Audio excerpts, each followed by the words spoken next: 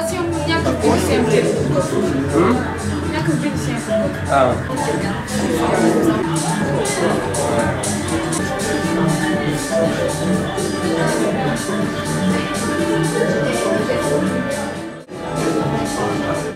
Добър вечер. Следва интервенция. Може би те как добре дошли на 4-тия международен фестивал на лошия вкус. На Рамбо 13, Рамбо 13 стават елфорици. Интервенцията на Янеца, която е заглавена, струва ми се, ще прочетем на неговата табела.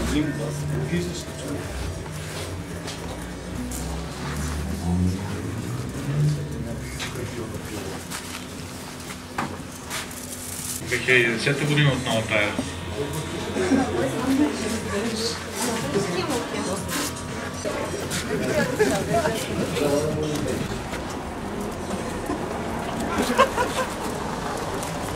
На диета съм. Не за друго, но просто трябва да се взема като трябва.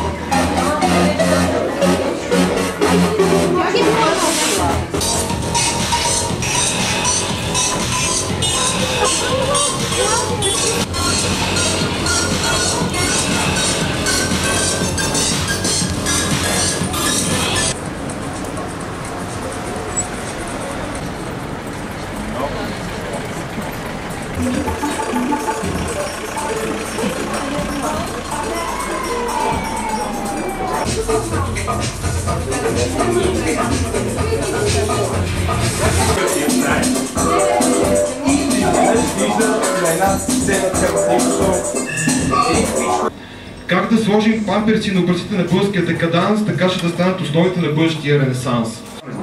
www.spodeli.info/info-мръсни-мръсни-секс-истории изнасилиха-ме, инвалиди 498636. Да. Като смених изличните думи, изобразяващи различни неофонистични неща, като секс, себане, кур, путка, потенце, курченце, куродръв, курличка, сливчок, катерица и тъна, с техните естествени заместители според есийската парадигма на еуфоризма. Вяра, надежда, любов, трета страна, монета, светлина, пречиста сила, освобождение, халюциногенен свят, свръхструнна тъга, критико, първичен метод и така нататък. И ето какво се получи. Тогава работих в една куриерска фирма и разнасях колети из София. Работа, която не ми пречеше на следването, а и си изкарвах по някой лев. Един ден трябваше да доставя някакъв плик в клуб на хората с увреждане или нещо подобно, не помня добре името. Отидох на адреса, клуба се помещаваше в апартамент стара кооперация в центъра на София. Отвори ми възрастен, но много силен физически мъж в униформа, най-вероятно беше охрана. Избутаме грубо и аз паднах на пода на голям хол, пълен с възрастни хора. Още преди да съм осъзнал какво става, яки господин пак ме задърпа и каза нещо от рода на: ето вашата сестра, другари. Това, от което най-много ме заболя, е, че въпросите инвалиди се кефеха и непрекъснато подканяха охранителя да им съдейства. Гадното копале в униформа пак ме надена на 3 ножника на инвалида и започна да ме натиска. Може би мина цял час и от мен течеше какво ли не върху критично параличния метод на човека, а актът на сътворението си почти не го чувствах. Благодарим, следва струва ми се Силвия Томова. Еуфорично, разбира се. Ще говоря само от името на мрака. Стените в стаята му облепени с нейните снимки, защото е фотограф.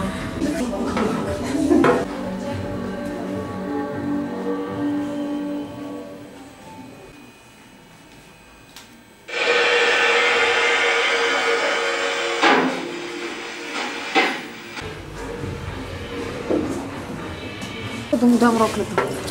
Аз съм вълчи, се разминем.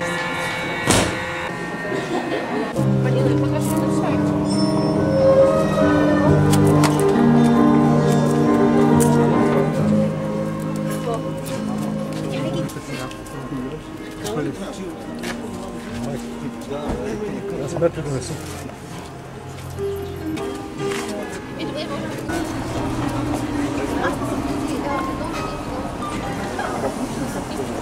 за първи път в историята на човечеството всички филми за София Underground се показват заедно. Ох ти...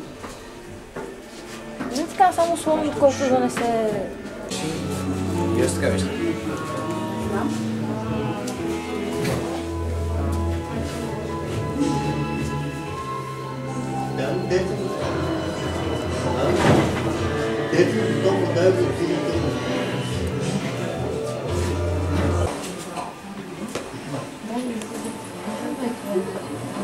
Музикалната пауза преминава плавно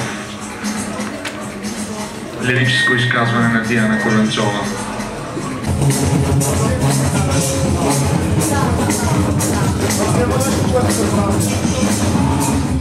Времето ми е цялото твое, кръвта по обувките ми и тя е твоя. Отмивам я в локите, играя си с колата, обувките ми щепват в кълта. Никога няма да се будя, защото никой не иска да си отваря очите.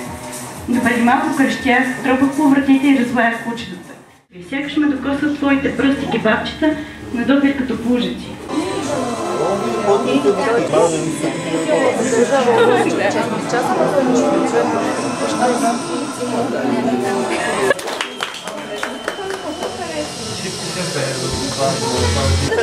Ангелина пее Дъфи.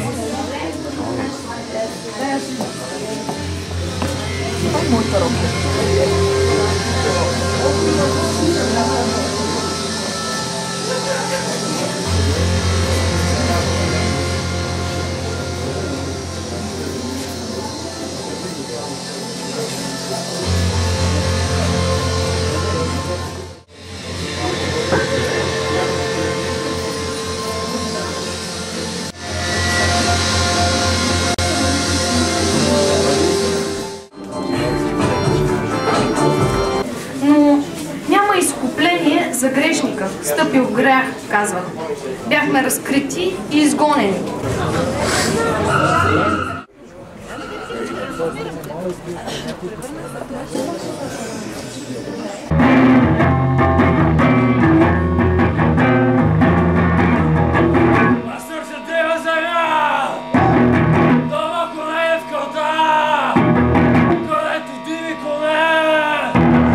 Аз мразя българско кино. Аз мразя българско кино. Ние мразим българско кино. Тя не влезеш те, да се къса. Сергия, докато провери плаване, отида и се върна от чумера. Еврос, идиот, Марицио и Невизиот и Осъсен. Филми! Ба!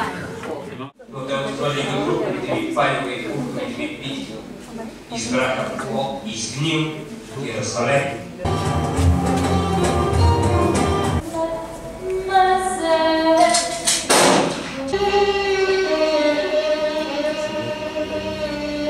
Аз съм авторизираният дилър на вашето спасение.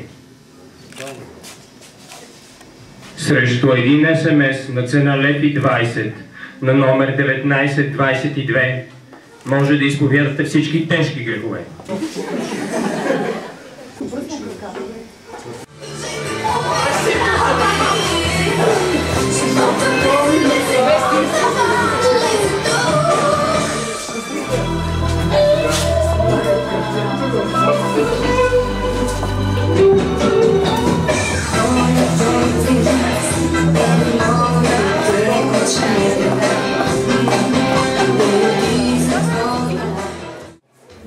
Два пъти годишно ходя на фризьор и тогава не се чувствам жена, а мъж, тъй като нямам никакво понятие с какво ми мажат главата. Ескимосите остават окървавени ножове, забити в снега.